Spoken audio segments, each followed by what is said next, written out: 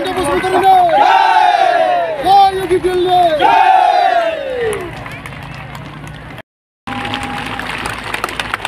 बिनि उनाव जोंहा फायखाजरा इउनियन एबसुनि एक्स प्रेसिडेन्ट बिथां दैथुन बसुमतारी बिथांखौबो फरायनो थाखाय खावलायबाय।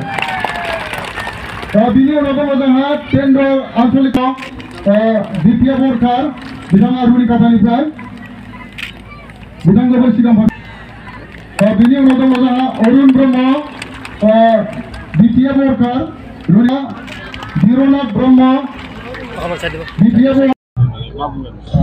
गेजेरावनो खुलुमबाय बयनिसिमबो।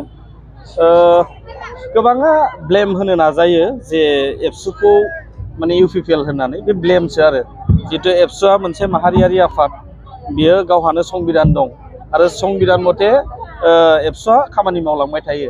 आंबो मोनसे समाव गोलाव सम एबसुआव मावबोनाय सासे सोद्रोमामोन। फैयै फैयै जिथि दुवार दख'रा दुलाराय बर' फरायसा आफादनि आफादगिरि जाबोबाय, बोसोनगिरि जाबोबाय आरो बारग'बाय। बारग'खांनायनि उनाव आङो फर्मेलि इउपिपिएलनि सासे सोद्रोमा जानो दिनै ओंखारबाय।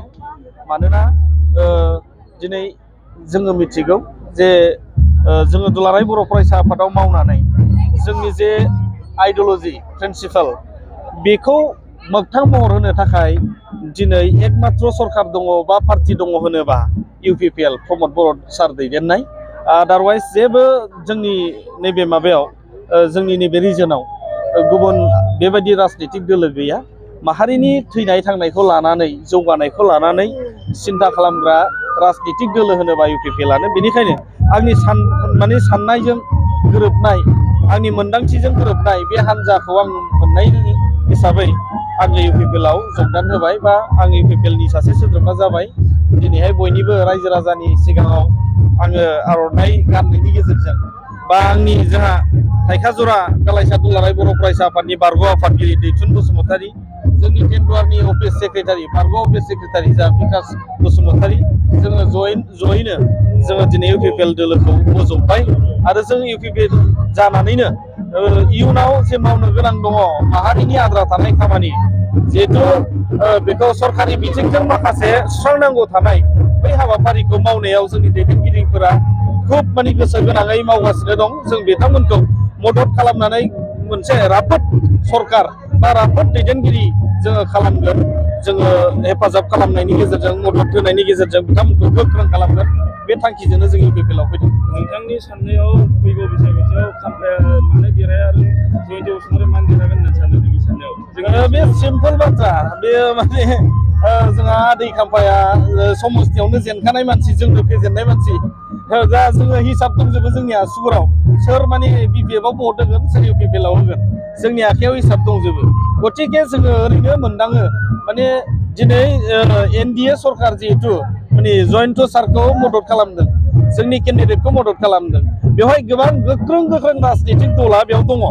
अब्ला जोङो ओरैनो गोरलैयैनो हमदांनो हायो जे जोंनि केन्डिडेट जयन्त बसुमतारी सारा गोरलैयैनो देरहागोन आरो एक्स डिपुटि चिफ आदै खाम्फाया ओरैनो जेनगोन आरो।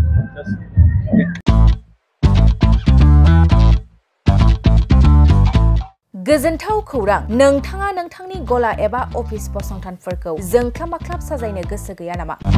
नोंथांनि गलाफोरखौ बायदि बायदि रोखोमनि जोंख्लाब माख्लाब खालामनानै साजायनो थाखाय क'क्राझार नोगोरनि सिङाव थानाय गौरां भेलि हटेल साखाथियाव सानिक्य आर्ट एन्ड डिजाइन गलाया लानानै फैदों बायदि बायदि रोखोमनि आर्ट डिजाइन। क'क्राझार नोगोरनि सिङाव थानाय गौरां भेलि हटेल साखाथियाव सानिक्य आर्ट एन्ड डिजाइन गलाया नोंथांमोननि थाखाय लानानै फैदों नोंथांनि गलाखौ जोंख्लाब माख्लाब खालामनो गोबां रोखोमनि आर्ट डिजाइन। बेफोर आर्ट डिजाइनफोरनि गेजेराव दं 3D signboard, 2D signboard, acrylic trophy, SAP panel, name प्लेटार्स, रेट्र, रिफ्लेक्टिभ साइनबोर्ड, नियन साइनबोर्डफोरनि आर्ट डिजाइनफोरखौ नोंथाङा सानिक्य आर्ट एन्ड डिजाइन गलानिफ्राय मोनफुंनो हागोन। बेनि अनगायैबो इनग्रेविं सार्भिस, आर्क्राइलिक लेटार काटिं, MDF जालि काटिं, ल'ग', ग्राफिक्स डिजाइन आरो कास्टमाइज गिफ्ट आइटेम्सफोरखौ नोंथांमोननि गलानि थाखाय सानिक्य आर्ट एन्ड डिजाइन गलाया लानानै फैदों आर्ट डिजाइन। गोबां बाथ्रा मिथिनो थाखाय नोंथाङा नैबे 9706125636 6900981649 जानबुं नम्बरनि गेजेरजों खौरां लाहरनो हागोन।